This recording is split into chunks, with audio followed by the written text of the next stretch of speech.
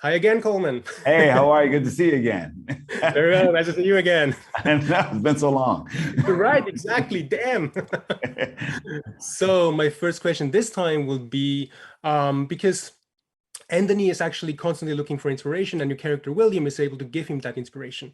So I was wondering, how do you usually find your inspiration whenever you're looking for it? How do I find my inspiration when I'm looking for it? I think inspiration is all around us. And I think I'm open to inspiration wherever I think I turn, because I think that that's where you grow.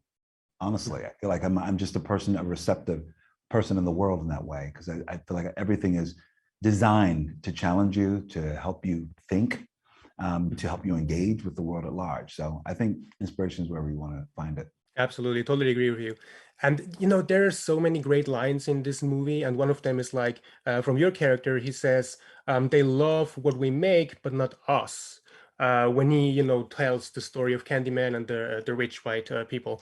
I was wondering if that is something you actually ever felt in your career. If you ever felt, that your acting is appreciated, but you as a person not so. Absolutely.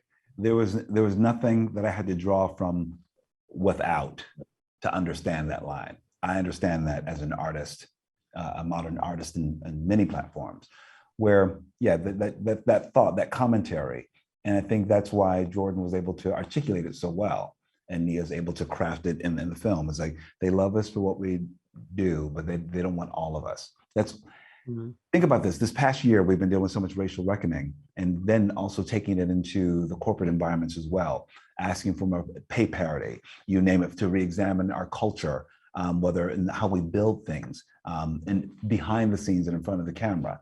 And it's always the question of just like having a bit more, having agency in the world, saying, you want what I produce, but I want you to have all of you need my whole voice as well.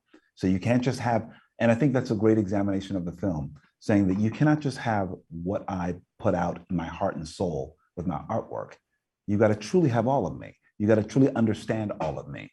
So if you really want me at the table, have all of me, not just a part of me. And for many years, I think it's been in our culture, it's been ingrained that we knew that they didn't want all of us. So we had to put on a different presentational face. And I think in the past few years, that face has sort of exploded, and we're done with that face, and are ready to present our full selves. And I think it's being received as such, and it should be continue to be received as such. Absolutely. And Coleman, the last question to you will be like, because of course the character tells Anthony a creepy story, of course. And I was wondering if you actually do remember a creepy story that someone told you when you were a kid or a teenager, like a campfire kind of story. I'm sure I remember those, but I feel like I'm one of those people that sort of block out that sort of trauma, and I remember the crazier stories and the sillier stories.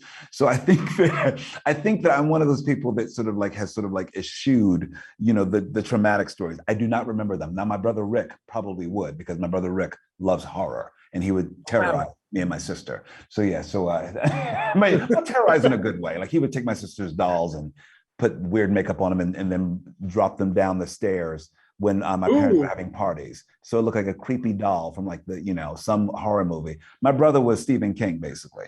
Yeah, that's the way we entertain ourselves at home. So my brother is the one who probably remembers more of the horror and terror stories. Oh, wow, amazing. Coleman, seriously, thank you so much for your time today. It was a huge pleasure talking to you twice, Yeah, and looking forward to number 3 in the future. I'll see you soon. See you, Ben. Thanks, Coleman. Bye bye. Bye.